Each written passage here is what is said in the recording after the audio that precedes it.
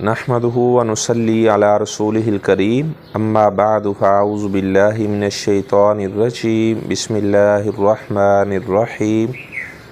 आज इंशाअल्लाह हम तहारत के चंद मसाइल का ज़िक्र करेंगे, क्योंकि एक बंदा मोमिन के लिए तहारत के मसाइल का जानना बहुत ज़रूरी है। आप सल्लल्लाहु अलैहि वसल्लम के दामाद मुसलमानों के चौथे खलीफा सैयदना अली रज़ी अल्लाह तआला अन्हु फरमाते हैं, कुन्तु राजुलन मज़्ज़ाअन, मुझे रुतूबत का कुछ मसला था तो मैं बहुत ज़्यादा गुस्ल किया करता था। तो फरमाते हैं कि आप सल्लल्लाहु अलैहि वसल्लम की जो बेटी थी वो मेरी ज़ौजा थी, तो मैं शर्म महसूस करता था आप सल्लल्लाहु अलैहि वसल्लम से ये बात डिस्कस करते हुए। तो मैंने हज़रत मिक़दाद रज़ी अल्लाह ताला अन्हो से कहा कि आप सल्लल्लाहु अलैहि वसल्लम से आप पूछें कि इस तरह अगर रुतूबत का मामला हो तो क्या उससे गुस्ल करना होगा। तो हज़रत मिक़दाद रज़ी अल्लाह ताला अन्हो ने फिर आप सल्लल्लाहु अलैहि वसल्लम से पूछा, तो आप सल्लल्लाहु अलैहि वसल्लम ने फरमाया कि मिनल मज़ी, जो मज़ी का पानी है, रुतूबत है, उससे वज़ू करना पड़ेगा, उससे गुस्ल नहीं करना पड़ेगा। यानी जो मादा तुलीद है उससे इंसान को गुस्ल करना पड़ेगा। अगर इंसान सोया हुआ है तो उसे इहतिलाम का मामला बन जाता है, या अगर अपनी ज़ौजा से वो मुकारबत करता है तो फिर उसे गुस्ल करना पड़ेगा, गुस्ल जनाबत करना पड़ेगा। आप सल्लल्लाहु अलैहि वसल्लम के पास उम्मे सुलैम रज़ी अल्लाह ताला अन्हा आई और फरमाने लगी, अल्लाह के रसूल सल्लल्लाहु अलैहि वसल्लम, इन्नल्लाह ला यस्तही मिनल हक़, अल्लाह ताला हक़ बात से नहीं शर्माता। हल अलल मरअति गुस्ल, क्या औरत भी गुस्ल करेगी अगर औरत को इहतिलाम का मामला हो जाए। तो आप सल्लल्लाहु अलैहि वसल्लम ने फरमाया, इज़ा रअतिल मा, अगर वो अपने बदन पर मादा तुलीद के आसार देखती है तो उसको भी गुस्ल करना पड़ेगा। यानी अगर कोई आदमी रात को सोया हुआ है और वो ख्वाब देख रहे, ख्वाब में देख रहा है कि उसको, यानी वो हालत इहतिलाम में है, यानी उसको इहतिलाम हो गया है, वो हालत जनाबत में चला गया है, लेकिन जब सुबह बेदार हुआ तो अपने कपड़ों के ऊपर कोई तरीके या इस तरह कोई असरात नहीं देखता, तो ऐसे बंदे पर गुस्ल नहीं होगा। लेकिन एक बंदा, उसने रात को ख्वाब भी नहीं देखा, लेकिन जब सुबह बेदार हुआ तो उसके कपड़ों के ऊपर मादा तुलीद के आसार थे, तो फिर ऐसा आदमी गुस्ल करेगा।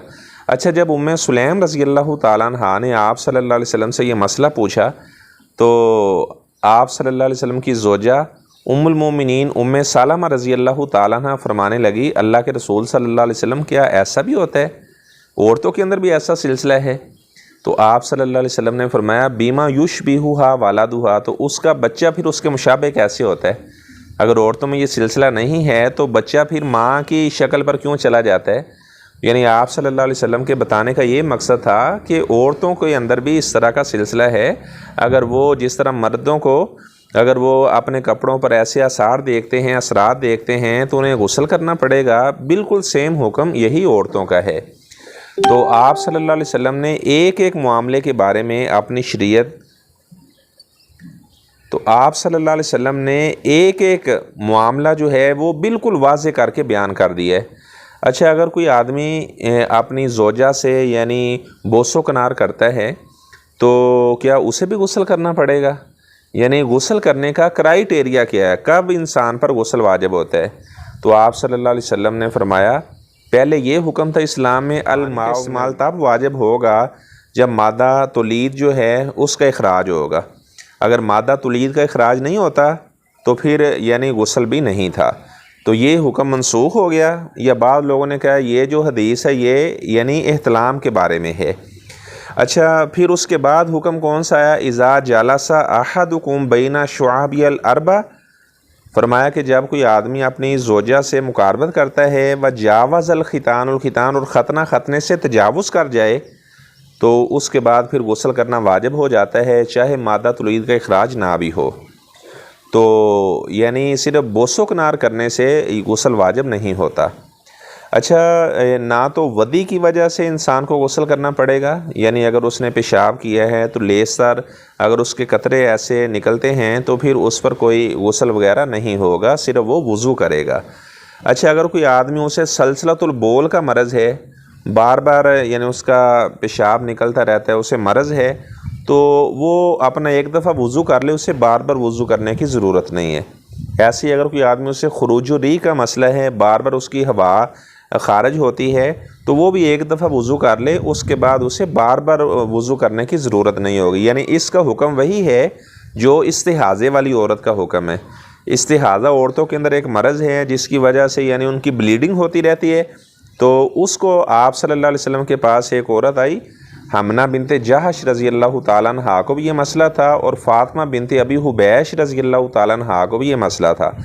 تو آپ صلی اللہ علیہ وسلم نے فرمایا کہ آپ 5 نمازوں کے لیے 3 غسل کر لیا کرو، یعنی ظہر عصر کے لیے غسل کر لو، ظہر کو اس کے بالکل آخری وقت میں ادا کرنا ہے اور عصر کو اس کے اول وقت میں ادا کرنا ہے۔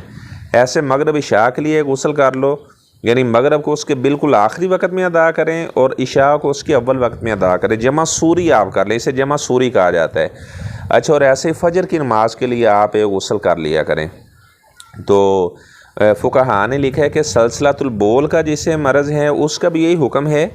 اچھا، بعض لوگ کہتے ہیں دیکھو جی ایسے مسائل بیان کرتے ہیں، تو بات یہ ہے کہ جب ہمارے بچے یونیورسٹیوں میں کالجوں میں جا کر پڑھتے ہیں تو وہاں پر جو بایو کا مضمون پڑھا جاتا ہے اس میں تو واضح طور پر ایسی باتیں کی جاتی ہیں، تو ظاہری بات ہے اگر علماء ایسے مسائل نہیں بتائیں گے تو ایسے مسائل کا پھر عوام کو کیسے پتہ چلے گا؟ اچھا، یہ بات ذہن میں رکھیں کہ مردوں کا جو غسل جنابت ہے یا عورتوں کا غسل جنابت ہے اس میں کوئی فرق نہیں ہے۔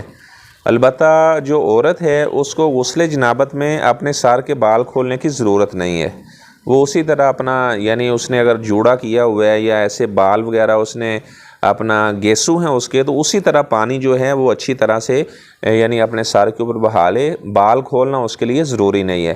ہاں، البتہ اگر یعنی ایام مخصوصہ کے بعد، حیض کے بعد جب وہ غسل کرے گی تو تب اس کے لیے بالوں کا کھولنا ضروری ہے۔ اچھا، اب غسل جنابت کا طریقہ کیا ہے؟ سب سے پہلے اپنے ہاتھوں کو دھونا ہے، اس کے بعد اپنا جو بایاں ہاتھ ہے اس سے اپنی شرمگاہ کو اچھی طرح سے صاف کریں کہ مادہ تولید کے اس پر کوئی اثرات نہ ہوں۔ تو اچھا، اس کے بعد پھر اپنے ہاتھ کو دھو لیں، تو اس کے بعد آپ نے وضو کرنا ہے جیسے عام وضو کیا جاتا ہے۔ سر کا مسح البتہ نہیں کریں گے، جب بازو آپ نے دھو لیے ہیں تو پانی لے کر اچھی طرح سے بالوں کی جڑوں تک اسے پہنچانا ہے۔ جب آپ نے اچھی طرح سے بالوں کی جڑوں تک پانی پہنچا لیا، اس کے بعد پھر آپ نے 3 چلو سر پہ بہانے ہیں، اس کے بعد پورے اپنے بدن پر پانی بہا لینا ہے، اور آخر کے اندر آپ اپنے پاؤں دھو لیں گے۔ اگر تو آپ کسی لکڑی وغیرہ کے اوپر کھڑے ہیں تو یا ایسی جگہ پہ غسل کر رہے ہیں کہ پانی یعنی وہاں پہ رک نہیں رہا، وہ پانی کا بہاؤ ہے، پانی بہہ رہا ہے، تو پھر اگر آپ جب آپ نے وضو کیا تھا تو اس کے ساتھ بھی آپ پاؤں دھونا چاہیں تو دھو سکتے ہیں۔ تو لیکن اگر پانی نیچے ٹھہرا ہوا ہے تو پھر جب اچھی طرح سے پانی وہاں سے یعنی بہہ جائے تو اس کے بعد پھر آخر میں آپ اپنے پاؤں دھو لیں۔ تو اچھا، میں نے بتایا کہ یعنی اگر مادہ تولید کا اخراج ہے تب انسان پہ غسل واجب ہوتا ہے۔ ایسے جو عورت حالت نفاس میں ہے، حالت نفاس کے بعد جب وہ غسل کرے گی تو یعنی غسل کرنا اس پہ ایسے ہی یعنی ازدواجی تعلق کے بعد میاں بیوی دونوں کے اوپر غسل کرنا واجب ہوتا ہے۔ تو خامند اپنے بیوی کے بچے ہوئے پانی سے غسل کر سکتا ہے، بیوی اپنے خامند کے بچے ہوئے پانی سے غسل کر سکتی ہے، اور اس طرح اگر وہ اکٹھے بھی غسل کرنا چاہیں تو اس میں بھی کوئی ممانعت والی بات نہیں ہے۔ ایسے اگر کوئی آدمی کافر ہے، وہ مسلمان ہوتا ہے تو اسے بھی غسل کرنا پڑے گا، جیسا کہ ثمامہ بن اسعد رضی اللہ تعالیٰ عنہ جو یمامہ کے بادشاہ تھے، جب مسلمان ہوئے تو آپ صلی اللہ علیہ وسلم نے انہیں غسل کرنے کا حکم دیا۔ اچھا، بعض غسل ایسے ہیں جو مستحب کی کیٹیگری میں ہیں، یعنی اگر کر لیں تو اچھی بات ہے، نہ کریں تو گناہ نہیں ہوگا۔ جمعے کے دن غسل کرنا یہ مستحب ہے، یعنی تاکید ہے کافی زیادہ، اگر کوئی کر لے تو اچھا کرے گا، نہ کرے گا تو گناہ گار نہیں ہوگا۔ حضرت عمر رضی اللہ تعالیٰ عنہ خطبہ ارشاد فرما رہے تھے، حضرت عثمان رضی اللہ تعالیٰ عنہ تاخیر سے آئے، 2 رکعتیں پڑھ کر بیٹھ گئے، تو حضرت عمر نے کہا کہ آپ لیٹ آئے ہیں، تو انہوں نے کہا کہ میں نے جلدی سے وضو کیا اور میں پھر آ گیا، میں کسی یعنی کام میں مشغول تھا۔ تو وہ فرمانے لگے کہ ایک آپ تاخیر سے آئے ہیں، دوسرا صرف وضو کر کے آ گئے، آپ نے غسل بھی نہیں کیا۔ اس کے بعد پھر انہوں نے اپنا خطبہ اسی طرح یعنی خطبہ دینے میں مشغول ہو گئے۔ تو یہاں سے فقہاء نے لکھا ہے کہ اگر جمعے والے دن غسل کرنا واجب ہوتا تو حضرت عمر رضی اللہ تعالیٰ عنہ حضرت عثمان کو وہاں سے اٹھا دیتے، بھیج دیتے کہ آپ غسل کر کے اس کے بعد جمعہ پڑھنے کے لیے آئیں۔ تو عبداللہ بن عباس رضی اللہ تعالیٰ عنہ انہوں نے اس کا یعنی بتایا بھی ہے کہ شروع اسلام کے اندر غسل کرنے کا کیوں حکم دیا گیا تھا۔ مسجد نبوی وہ بالکل چھوٹی تھی، اور جب صحابہ وہاں پہ جمع ہوتے اور وہ اون پہنا کرتے تھے تو وہاں سے بہت زیادہ یعنی پسینے کی وجہ سے یعنی جو ہوا تھی وہاں اس میں یعنی اسمیل پیدا ہوتی، تو آپ صلی اللہ علیہ وسلم نے فرمایا کہ آپ جمعہ کے دن غسل کیا کرو۔ یہ حضرت عبداللہ بن عباس رضی اللہ تعالیٰ عنہ انہوں نے غسل کے آغاز کے حوالے سے یہ علت بیان کی ہے کہ اس وجہ سے یہ حکم دیا گیا تھا کہ آپ نے جمعہ والے دن غسل کرنا ہے۔ اچھا، تو میں نے بتایا کہ جمعہ والے دن غسل کرنا یہ مستحب ہے۔ ایسے اگر آپ کسی میت کو غسل دیتے ہیں تو بعد میں غسل کرنا مستحب ہے۔ آپ صلی اللہ علیہ وسلم کا فرمان ہے، من غسل میتا فلیغتسل، جو بندہ کسی میت کو غسل دے تو بعد میں خود غسل کرے، لیکن میں نے بتایا مستحب ہے، کر لے گا تو اچھا کرے گا، نہ کرے گا تو گناہ گار نہیں ہوگا۔ اچھا، ایسے اگر آپ نے کسی کافر کو مشرک کو دفن کیا ہے تو انسان ہونے کے ناطے ظاہری بات ہے کافر جو ہیں اگر کوئی مسلمان اس کو دفن کرتا ہے تو پھر بعد میں اسے بھی غسل کرنا پڑے گا۔ رضی اللہ تعالیٰ عنہ جب انہوں نے اپنے والد کو دفن کیا تو آپ صلی اللہ علیہ وسلم کے پاس آئے تو آپ صلی اللہ علیہ وسلم نے فرمایا اغتسل، آپ صلی اللہ علیہ وسلم نے ان کو غسل کرنے کا حکم دیا۔ اچھا، اگر ایک انسان کی کئی بیویاں ہیں، مثلا 4 بیویاں، انسان 4 عورتوں کو بیاہ وقت اپنے نکاح میں رکھ سکتا ہے، تو اگر مثلا ایک ہی رات کے اندر وہ 4 بیویوں کے پاس جانے کا ارادہ رکھتا ہے تو ہر بیوی سے تعلق قائم کرنے کے بعد وہ غسل کرے گا۔ آپ صلی اللہ علیہ وسلم نے ایسا کیا اور آپ نے فرمایا ھذا اطیب و ازکا، یعنی 3 طرح کے الفاظ بولے۔ آپ نے فرمایا کہ یہ بہت زیادہ پاکیزہ ہے، یہ پاکیزگی کا اور طہارت کا باعث ہے، صفائی کا باعث ہے۔ تو اچھا، البتہ اگر کوئی آدمی ایسا نہیں کرتا تو وہ گناہ گار نہیں ہوگا۔ مثال کے طور پر وہ اگر اس نے اپنی زوجہ سے مقاربت کی ہے، دوبارہ اس کا ارادہ تو درمیان میں وضو کر لے اور اس کے بعد پھر اپنی زوجہ سے وہ مقاربت کرے، تو یعنی غسل کیے بغیر دوسری مرتبہ وہ اپنی زوجہ سے مقاربت کر رہا ہے، غسل اس نے نہیں کیا، صرف وضو کیا ہے، تو ٹھیک ہے، ایسا کرنے میں کوئی حرج کی بات نہیں۔ اچھا، ایسے ہی جب کوئی آدمی احرام باندھتا ہے تو اسے بھی غسل کرنا پڑے گا۔ ایسے ہی مکہ میں داخل ہوتے وقت بھی آپ صلی اللہ علیہ وسلم غسل کیا کرتے تھے۔ تو یہ طہارت کے مسائل کا علم ہونا یہ ایک بندہ مومن کو بہت ضروری ہے۔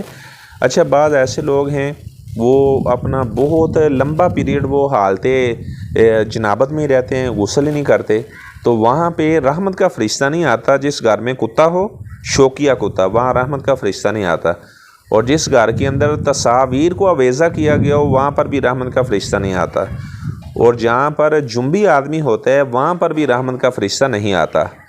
تو یعنی اگر انسان مثلا ایک آدمی اس نے اپنی زوجہ سے مقاربت کی ہے تو پھر رات کو اسے چاہیے کہ اگر وہ سونے کا ارادہ رکھتا ہے، اس نے غسل نہیں کرنا تو پھر وضو کرے، اس کے بعد وہ اپنا سو جائے۔ وضو کیے بغیر اگر سوئے گا تو پھر رحمت کا فرشتہ نہیں آئے گا۔ اور اکثر لوگ اور مرد عورتیں وہ کہتے ہیں جی ہمیں جنات ہمارے اوپر حملہ کرتے ہیں، شیاطین ہمارے اوپر حملہ کرتے ہیں۔ تو جب انسان غیر طہارت میں ہوتا ہے، یعنی حالت جنابت میں ہوتا ہے، تو شیطان کے لیے پھر اس کے اوپر حملہ کرنا بہت آسان ہوتا ہے، بڑی جلدی اور بڑی آسانی سے وہ انسان کے اوپر، چاہے کوئی مرد ہے یا عورت ہے، اس پر وہ حملہ آور ہو سکتا ہے۔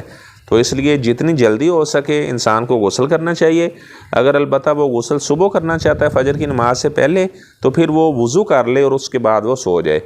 اور ایسے ہی آپ صلی اللہ علیہ وسلم کا فرمان ہے، جب کوئی آدمی اپنی زوجہ سے مقاربت کا ارادہ کرتا ہے تو اسے چاہیے کہ وہ یہ والی دعا پڑھ لے، بسم اللہ اللہم جنبنا الشیطان و جنب الشیطان ما رزقتنا، یا اللہ ہم سے شیطان کو دور کر دے۔ تو آپ صلی اللہ علیہ وسلم نے فرمایا کہ جو آدمی یہ دعا پڑھ کر اپنی زوجہ سے تعلق قائم کرے گا، اگر اس کی قسمت میں اللہ نے اولاد لکھی ہے تو شیطان پھر اس کی اولاد کو کوئی ضرر نقصان نہیں پہنچا سکے گا۔ اللہ تعالیٰ سے میں دعا کرتا ہوں اللہ تعالیٰ ہمیں تمام طہارت کے مسائل سمجھنے کی اور اس طرح دوسرے لوگوں کو بھی بتانے کی توفیق اللہ تعالیٰ عطا فرمائے۔ وآخر دعوانا ان الحمد للہ رب العالمین۔